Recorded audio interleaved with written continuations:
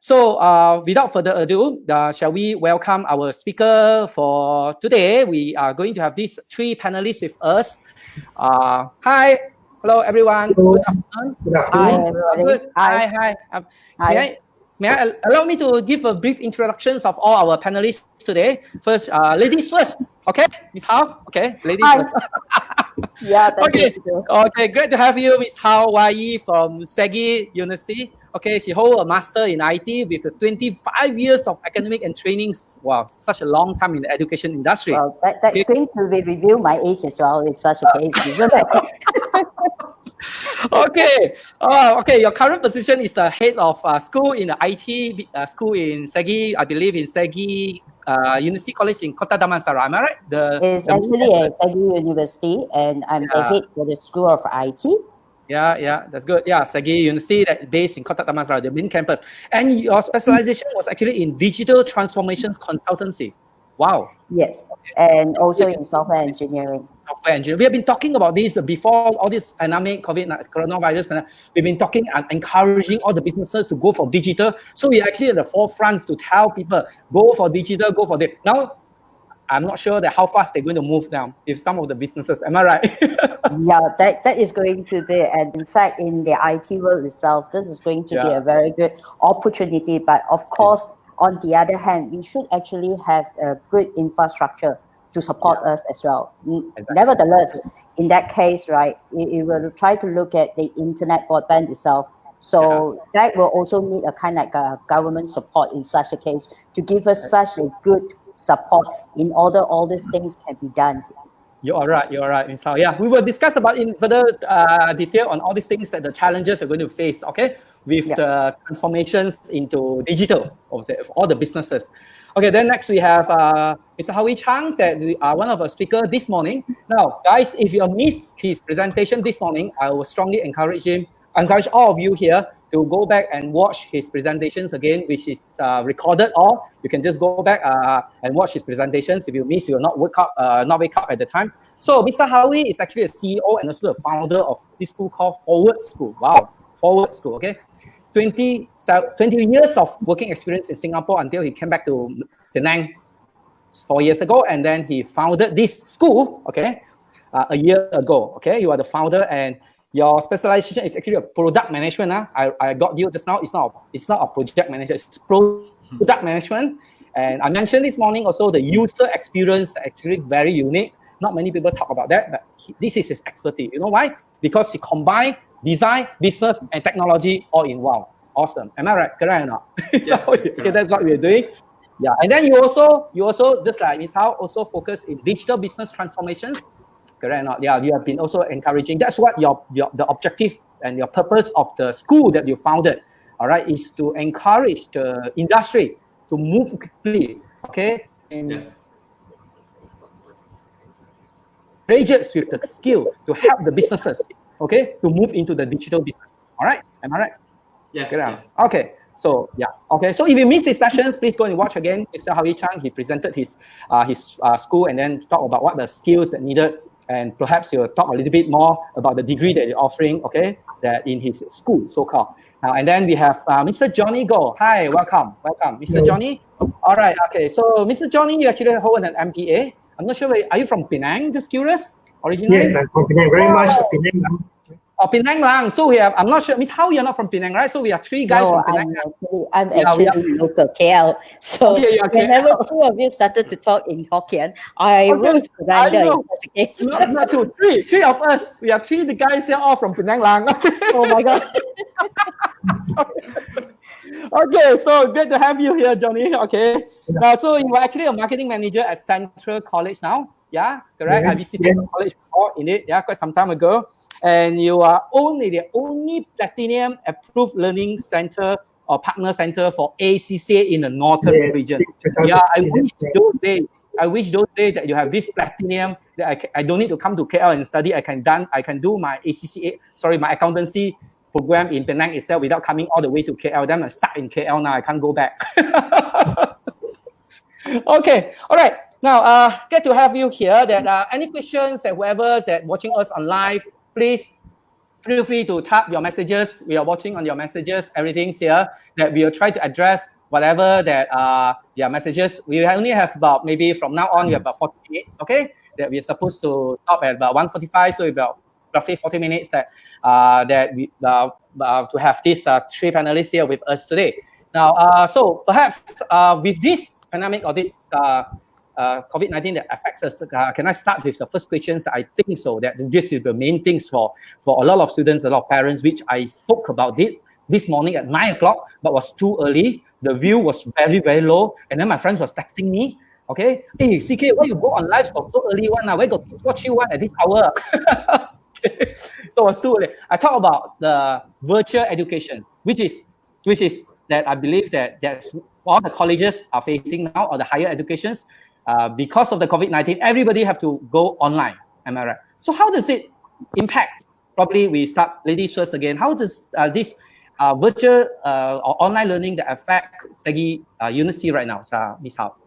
Well, basically to us, the effects is not so much in the case, because we will also have another entity which is actually doing an online studies in this.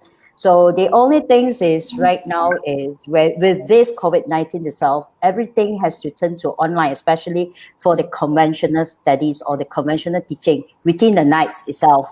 So the most, I would say, if you ask me about the impact itself, the most of it could be actually the students' acceptance and the lecturers themselves in this case. Obviously, in conventional studies, we have face-to-face teaching, and lecturers and students have a kind of bonding in the way. But overnight, everything changed online.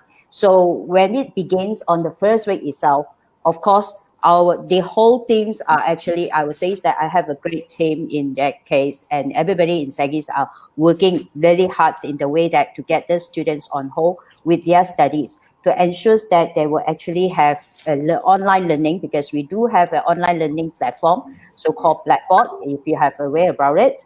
So we will try to conduct classes on this online Blackboard, and to ensure that students are be able to get into it. And we need to ensure that lecturers is also able to access as well. All the material is actually online. But of course, looking into this, if you are asking my personal opinion as well, it is actually a fast-forward historical process. Because all this while we know that, especially during the recent years, online study has been in place, and some conventional study will even actually put them as also one of the supporting tools in helping students to get or to download material. But with this COVID-19 in place, then everybody has to switch into this environment. So that's actually the things that we are actually having. So glad to know that actually SEGI itself already have this platform that you already been conducting some of the classes online or this while that you are prepared. We have an entity so-called online studies. So that is a different entity apart from our conventional studies itself. So when this has happened, then at least the whole university itself does not require to have a so-called in place or put it in place, because we already got this platform. Sure. Okay, that's good to know. How about Central College? What are the steps how did it affect you? Johnny, you want to share with us on this? All right, Since we offer computing and IT, we have so-called experts in the field coupled with our MIS. So we are affected, yes, of course, everybody is affected. And like what Segi mentioned just now, it is a learning curve for all of us. We have gone through a phase whereby, yes, it is the acceptance level. The acceptance level of the students, our lecturers are well prepared to go online. It is the acceptance level of the students of not being physically at the college. However, after the first week and the second week, when things taper down, we are able to run it smoothly, to have online classes, assessment, to have it online assessment. And incidentally, our examination is ongoing at this point in time from 20th to 24th. So it has got to be online to respect the call of social distancing and not to put the students at risk. So therefore, we have all this in place, even at the announcement of the MCO, the start of the MCO on the 18th of March. We did have an emergency meeting, all the heads, to have an emergency meeting on how we should discharge the lessons and not to compromise with the interests of the students as well as the quality of our teaching. So we want it to be in place to make sure that the students still get the same value as they would on a face-to-face class. So it is a time whereby all of us will have to accept this reality. Right? It is a trying time that all of us go through. We have to accept it. We have to embrace it and move on. Okay. So as we shared this morning, technology is here to stay, right? So we need to embrace that change.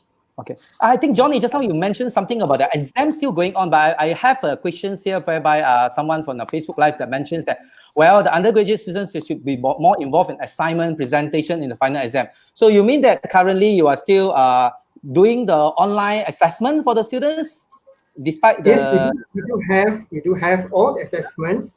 It's converted to remote assessment, and it's delivered through our platform. So our delivery platform, yes.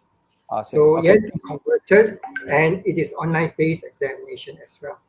Okay, all right, perhaps from Howie, you have anything you want to add on? I know that you are 100% online all this while, isn't it? You don't have classes. No, not really. Actually, we are pretty much a blended education type. Yeah. We do have certain courses online, which is recently we launched an initiative called Virtual Classrooms. But other than that, by and large, our courses are mostly actually face-to-face. And I think like what Johnny and Wai has shared, I think everyone is having this challenge, and everyone is trying to do our very best, like what Johnny said, to still provide the same value to our students. Initially, I think everyone is a bit apprehensive in terms of how to go about it. But I think as we jump into it, and as the students kind of experience how is it being done, for us, I would say that it's slightly more easier in a sense, because we are dealing with smaller groups. So our students still, are able to have the one-on-one sessions with their lecturers, I guess everyone is learning as we go, but so far I guess so good. I think this COVID situation, if you look at it from a negative standpoint, then there's a lot of negative to it, but if you look at it from a positive standpoint, I think it's good for everyone in a sense that it forces not just businesses but pretty much a lot of sectors to go online, and to kind of experiment and to see what's best for their own organization. Okay, yeah, thanks a lot. I think there's a question from Facebook also, since we are talking about all this online going into virtual education. There's a question that which online platform that are using and by the students and lecturers now, correct? There's a question that came in. So perhaps I'm not sure that whether the colleges have a specific platform or you allow the teachers to use their own platform. Perhaps we start with Ms. Howe again, that in Segi, how do you practice that? Well, we have actually the platform, as I mentioned, like is so-called a blackboard in this case. And together with it, we will also have a Zoom meetings and also a team meetings with the students in such a case.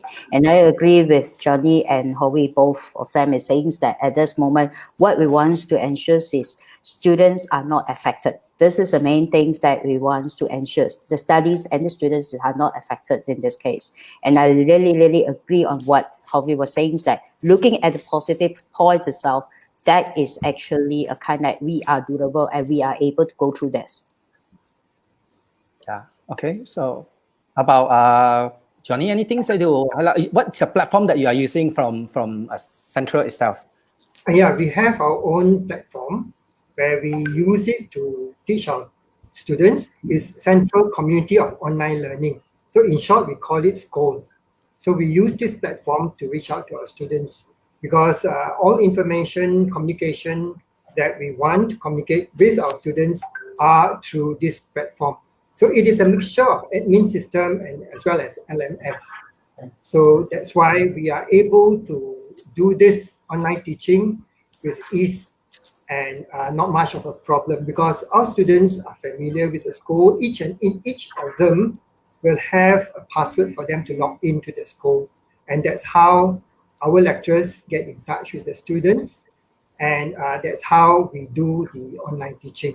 So it is a system whereby both lecturers and students are familiar with. Okay, all right. Thanks for sharing.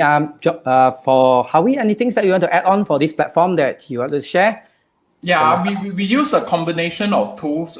We use an LMS system called Class 365. That's primarily for us to do our attendance taking, as well as to do the entire school communications in general. But we also utilize Google Drive, especially for them to upload their assignments, getting their assignments, lecture notes and slides and all that. And of course, we use Zoom for lecture-based when the instructors wants to give to present a lecture. And then we also use Google Meet when we want it to be a slightly more interactive in a sense. So it's a combination of tools, but by and large, we also give the flexibility to our instructors to see what works best and the students themselves as well. Yeah. Okay, all right. Yeah. Thanks for sharing. Too many. Yeah. Johnny, go ahead. Yeah. We do also have the online apps where it is convenient and applicable through Android and iOS. So students, we are able to reach the students even through the handphone. They can view, and it's through their convenience. Through either they are comfortable with using the handphone, or they go back to their tablet, iPad, or even a laptop to view and to communicate with our lecturers. Okay. All right. Yeah. Thanks for the share. Yeah. So this we are talking is about those students, assisting students that they actually join the colleges or with us before the MCO. Now, I just curious. Will colleges, for example, Central or Segi, are you all taking new students? When is your next intake coming in? And then, how is the new students coming in? That how are they going to be online or they are going to join the college? Perhaps. Ms. Hao, what's the plan for Segi that if let's say a SPM student now they want to enroll, and what's the plan that for the next move for new students I'm talking? Well, in fact, we will also have we will continue with our intakes in this course. And for your information, during this 3 days is actually our April intake. We are running an online orientation system, and we actually having an overwhelming from among the students, and the activity that our students at FAST actually organized over this online orientations is actually fantastic. I was actually in both of the sections from Monday until yesterday. So students are very active, although they are apart, and they actually come out with questions, and we will have a kind of materials for them to go through, and we will also have a live meeting with them. And in case in this, I will say that the bonding is not actually break, although it is actually in the current situation. Well, glad to know that actually some of the students, they were concerned that whether the intake is commenced or the other thing. I think this is good news to hear that actually these students are actually going on and continue their classes now, going back to the university. Thanks for the share. How about Johnny from Central side? Have you started the intakes or anything for this group of students? Yes, we do have an intake. Well, the COVID-19 has actually created a huge blow to the industry with the movement control order just at the peak of the major recruitment post-SPM. Yeah, so correct. we have to delay our intake slightly to a fortnight, and we do have an intake coming up, and orientation will be on online mode. So orientation will be online mode. It will happen in early May, and thereafter class will commence also remotely and virtually, because we do not want to bring the students in for obvious reasons, but we will see what is the government's decision come the 28th, where the MCO will be lifted or it will be continued, and to monitor the situation, because we have to give a level of confidence to the parents that the students' safety, our students' safety is of utmost importance to us.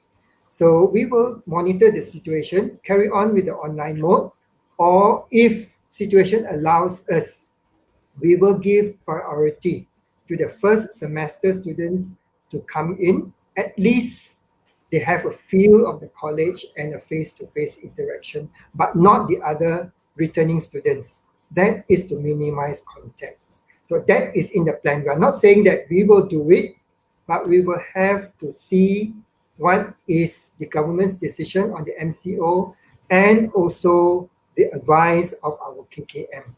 So we have to have a forward plan, but at the moment, it should be on an online mode. So we are busy preparing for our online orientation. So coming into this panel and all that has been very hectic for all of us, myself included. Right. Yeah, I do understand. Yeah, first time that I'm hearing orientation to be run online, isn't it? That our experience, traditional orientation, we're going to meet people. Now we meet people online. Yeah. Interesting. Whether there's such thing as online ragging or not, I'm not sure. Yeah. So if you are talking about that, maybe you are going to bring the first group of the so-called the new students coming back. I'm not sure. Maybe also Ms. Hao from Segion to share about with us that would there be any precaution step, like for example, to be distance seating, that kind of things that you guys implement. For example, instead of putting too many students in the class, there could be lesser people in the class. That kind of things. We really look into this, because I just had the management meeting this morning, and we did talk about this. Anyhow, either the students is able to go back to the campus, it always depends on the ministry's directions in this case. So at the same time, we will also need to have such a precautions in the way and to ensure that student safety, staff safety, everybody's safety is taken care of. Mm-hmm. Okay, yeah. From Ms. Howie, any things that you want to add on? I know that you are more different, but I guess to say that it's definitely there's impact to the entire education sector, and the impact is real. I think for us, but our intake will be in June originally, and it will still be in June for 2-year applied software engineering program.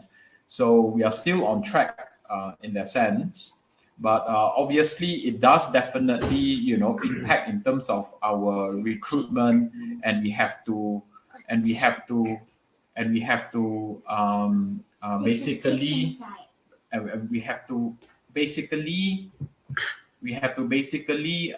in a sense go online like the rest. We have that's why we kind of launch our virtual classrooms as well, where every day at 8 p.m.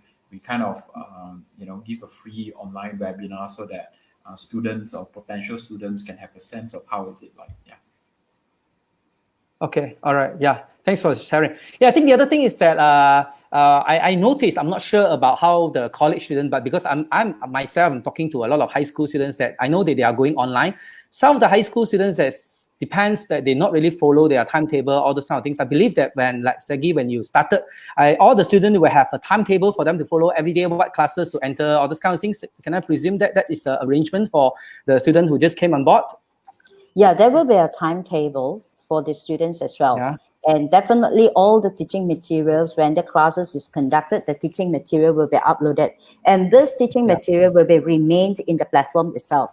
So students can always review it and go back to have revisions on that, because it is actually pre-recorded during the sections of the classes is being conducted in this case. And of course, we will also have online consultations from the lecturers as well, where as long as the students is knowing that who are their lecturers, in this case, they are always free to contact the lecturers. Okay, all right. From Johnny, anything you want to share about how, have you had any challenges or whatsoever from the students so far? Yeah. So far, no, because our school, when our students log into the school system, our school can actually track our students' online session. once they log in. So therefore, we are able to monitor when our students log in. So there are no such thing as being absent from class. All right, so they will be tracked. Our school are able to track that. So therefore, like I said, what we said just now, it is a challenge, something new that all of us are into. So we have embraced this, and like what Howie says, whether we view COVID-19 in a positive or negative aspect. So let's be positive and view it from the positive aspect, that this is something all of us can learn together, to embrace technology, to use technology for the students' future. Because I believe, I'm from the generation that are not so tech savvy anyway. So I believe that that is the way to go, and it actually forces us to go into this reality, and for us to do through remote, to teach our students remotely. And who knows, maybe next time we may incorporate this into our teaching mode, even if once things get back to the new normal. So this is what I would like to say. Okay, thanks for the sharing. Yeah, I think there's one question also very relevant or that for our discussions here that come from Muhammad Azri, that how to integrate the attendance. I think he's more concerned, I'm not sure if it's parents or whoever, that the attendance, that when students go online, how do you mark attendance where the students have to see face put on the camera to make sure that he's not lying down on the bed or just switch on the computer and then go somewhere, the kind of thing. You get what I mean? This is a challenge. Yeah. So can I hear from you? Is it compulsory the student must be in front of the camera to ensure that the attendance is marked? I think for us, because we are pretty much a product-based or or project-based kind of assessment on a weekly basis, obviously, for the classes that they need to attend, obviously they need to come, right? But because we are heavily focused on project and product-based, they would have the assignments to do. So obviously there is, to a certain extent, flexibility. I mean, we don't need to kind of really monitor them, whether they clock in or clocked out, in a sense, as long as for the compulsory classes, they are there, and in terms of their work they have done. And so all these are very much trackable in a sense.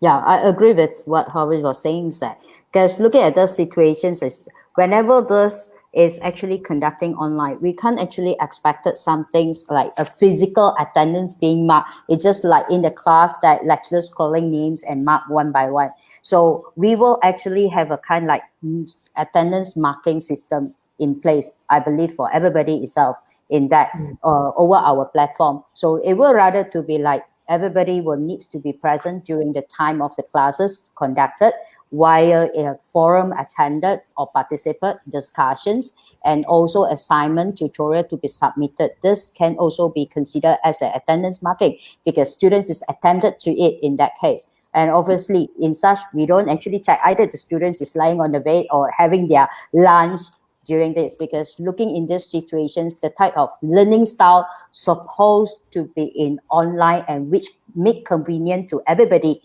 during this moment of time. Yeah, I think independence is very important, and there's a committee. I think there's a feedback here. In 2000, you guys still keep myself forcing the student come into class. Amazing. I'm probably Johnny. You want to comment on that? We are not forcing the student, isn't it? I think he misunderstood. Perhaps you want to comment a little bit about this comment, okay?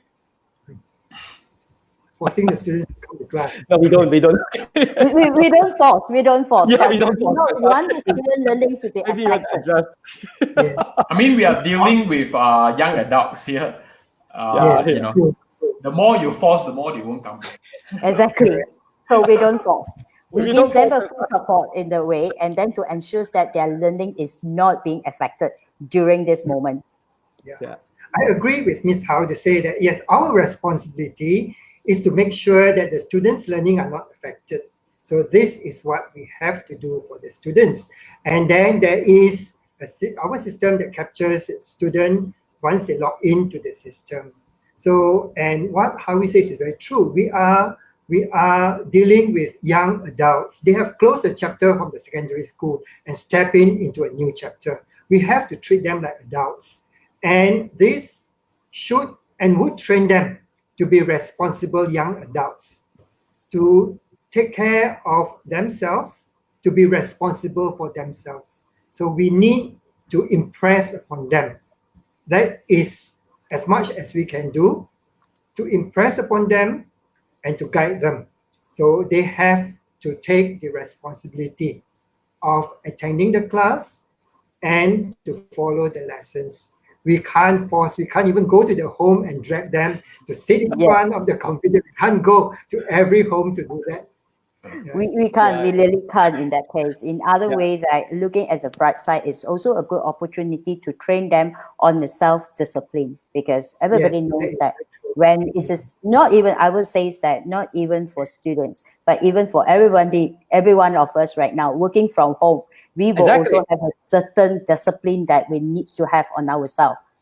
Yeah, correct. I totally agree with all of you that the discipline, the independent, all the thing is so important, especially with this. Not only the student, we have to be disciplined, we have to be independent, and that is so good that this pandemic actually prepared the student for the future, that the career that they want to work from home. The kids nowadays, isn't it? They may not want to go to the office for 5 days, they want to work from home for 2 days, that kind of thing. So through this process, I hope that whereby they are actually ready for the future job market. I'm not sure.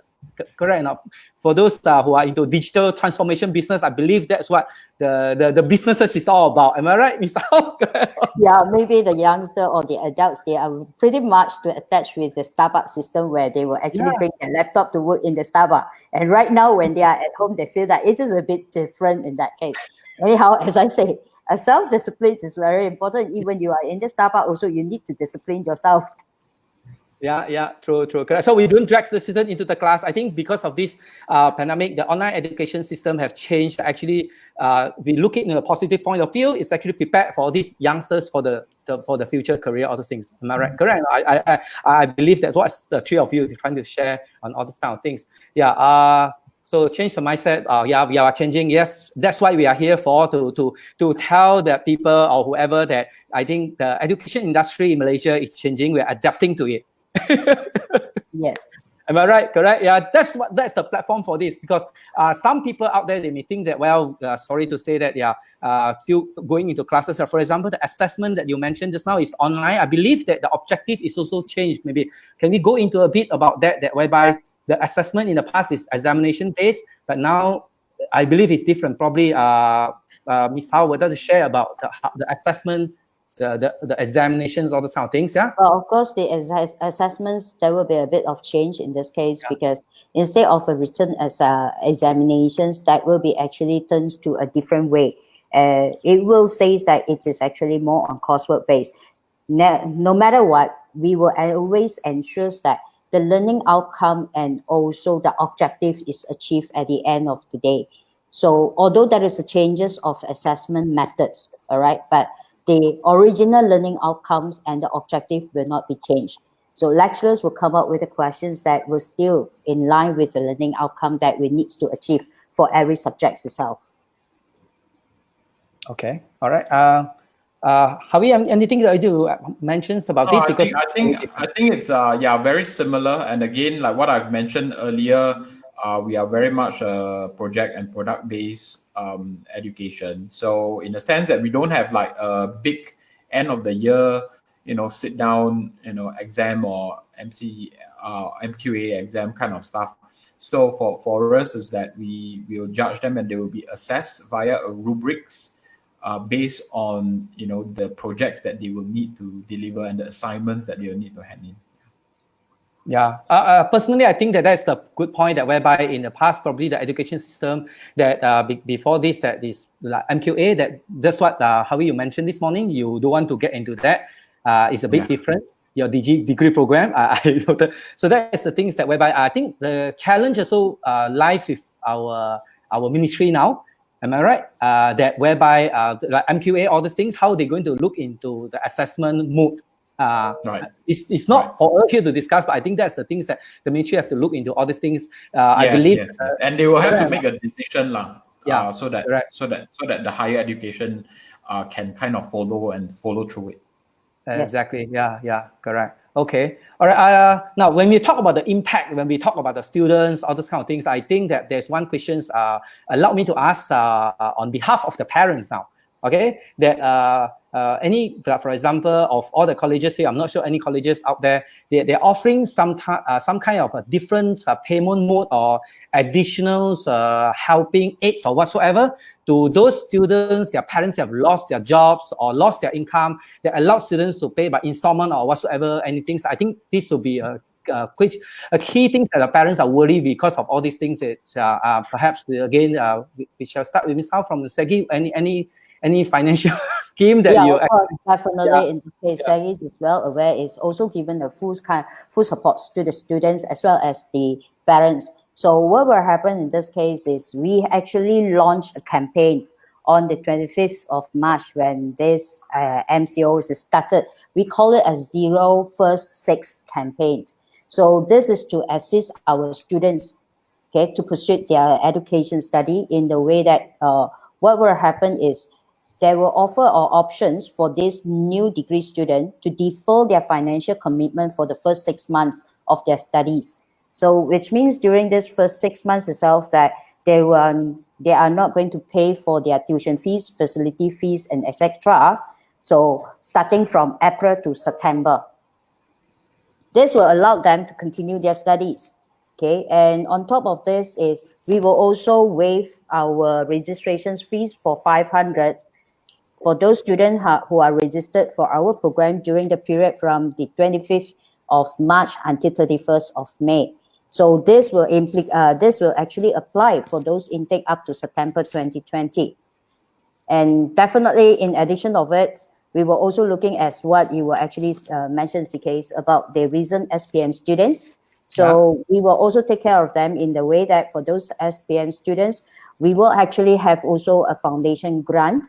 So, when they will actually wants to do their pre-U studies before proceeding to their undergraduates, what they can do in this case is they can choose to do a foundation in science or foundations in art, can actually study it for free while they can actually before they proceed to their pre-U program. So I think with all this package that we make available to the parents and students, that will be definitely helpful during this moment of time. Yeah, thanks for the sharing. Yeah, good information. Yeah, very useful for those parents that actually worry about the source of income. Also, how about Johnny from Central? Do you have anything in plan that you want to share with us on this? Yes, we do. Just like what Ms. Hao said, we have also waived our registration fee for the students coming in, the new students. So we are talking about new students.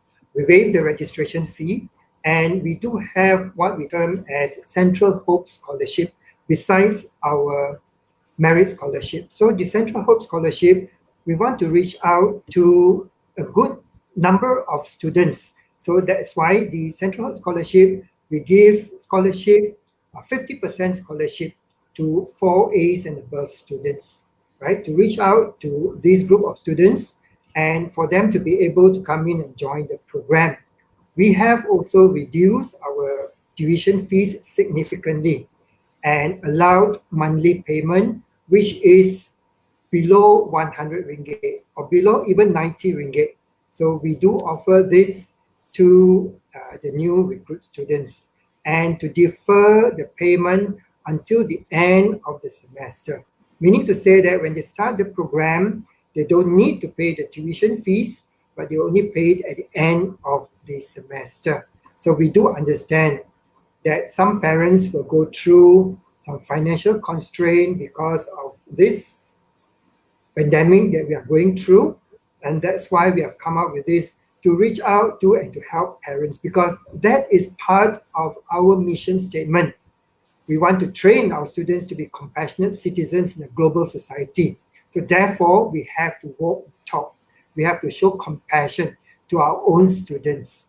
For our returning students, any challenges that they have, they can come in and discuss with us for us to do a payment scheme for them and to defer the payment scheme, whatever it is. We invite our students to come in and talk to us. So this is what we want to share. Okay, thank you so much. Mr. Howie, perhaps you want to mention something about the sponsorship degree program that you mentioned just now. So when it comes to financial assistance, we have two. One is what we call the student sponsorship program. So that is fairly straightforward. You take our aptitude test, you go for an interview, you go for a second interview with the sponsoring company. If you are selected, basically your study will start with a free interest loan. And if you do well in school, you will automatically convert to a full scholarship with a job guaranteed at the end of the 2-year course with a minimum salary of 3,000 ringgit. So that's the student sponsorship program. Our second financial option, financial assistance, comes in the form of what we call an income share agreement. Now, this is rather new in the sense that for the students, they do not need to pay any school fees for that matter, except for an initial deposit for the entire duration of their 2 years program with us. What this means is that they will only pay if they find a job at the end of the course. And once they found a job, we'll give them 6 months. And this puts back the accountability to the school to perform. What this means is that we want to make sure that they are good enough to get a job at the end of the 2 years. If not, we don't get paid. So at the end of the 2 years, once they get a job, they will pay a percentage of their salary back to us in a sense. So you can say that it's some sort of an PTPTN, but at the same time, it is not as well. So in the end of the day, these are the two financial assistance and help that we can readily give to the students. As for the income share agreement, we can readily offer that to those who apply as well. Okay, yeah, I think that's all informative, very important information that we are almost come to an end our sessions because we're supposed to have another presenter to come in at 2:30. Perhaps to wrap up, I'll allow to each of you to say a few words before we call it an end for these discussions. Anyone want to start first, or Ms. Howe again? You? All right, 3 against me. No. This ladies first. It's okay. It's just jokes in this case. Yeah, no problem. A few words to the students out there or to everybody is like, we need to ensure that we will have a positive mindset during this moment. As long as in this case is being an, I would say that, all right, SEGI as a institutions, we are actually given our full support to our students. We take care of our students' welfare, especially for those who are staying in our campus or they can't go home right now. We do take care of them in that, and we will also ensure that information will be able to deliver to them at all time. So thank you. Last word is, of course, everybody stay healthy and be positive mindset to go through all this. That is actually, though we're looking at it as an uneasy time, but another way, it is actually a time that where we can actually ensure how far that we can go. No matter it is for academic institutions, but it will also for an individual as well. Okay. All right. Thank you. Yeah. Thank you. Yeah. Johnny. Thank you. Yeah. All right. Thanks for giving us this opportunity, this platform for us to share our experiences, and we would like to view this as in a positive light.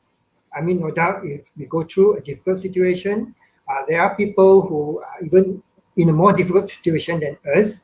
So we would like to turn this into something that is positive, that we have learned to use the online platform to communicate with our students. And like I said at the start, that the students' welfare is of utmost importance to us. We want to make sure that they are safe, they stay safe, and their studies are not affected by all this. So this is what we want to put in place.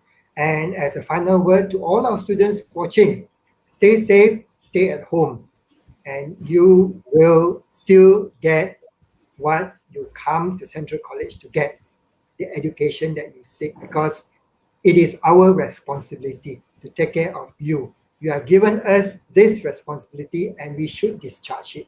Thank you. Thank you, Johnny. Yeah, Howie, have any final words to say? Yeah, I think these are real exciting times. It's disruptive, but at the same time, I think like what I've mentioned earlier, it really forces everyone, not just the students, but also for higher education, for that matter, or for schools, to kind of really have a like what earlier it was mentioned that we need to have a positive mindset, but at the same time, all of us will need to have a growth mindset as well. Things are not fixed right now. What used to work does not work anymore. And I think for us at Forward School, we kind of really believe that almost everything that is developed for the 20th century, whether workforce it's going to be it's being dismantled and reconstruct, and higher education is no exception. So I think it's something that we all can look forward to. It's not going to be easy, but I think it's something that is very needed. The higher education is really ripe for disruption. Okay, thank you so much. Yeah. Thank you so much for all the sharings today, three of you. That I think I hope that to the parents and students out there, this discussions is actually beneficial to you. That actually you know that higher education still going on. You are still going to school. That's actually from the traditional learning, we are moving into virtual learning. That's what the digital world is going to be. So don't stay at home. You have not registered. Please get more information and start your classes, all these kind of things. Am I right? Isn't it? And central that your orientation is coming. And I believe that for SEGI, even though your orientation started, the students can still join, right? Yeah, the students is still able to join. And then in fact, we will also have another intake coming soon in May. That's good. Okay. All right. So thank you very much. We have sessions coming up. Another speaker is waiting for us. I look forward to see all of you in person one day. And although the first time we meet together here is virtual. Okay. Yeah. God bless and all the best to you guys. Stay home. Stay safe. Thank you. Thank you. Bye. All right. Bye. See you. All right. Bye. Bye.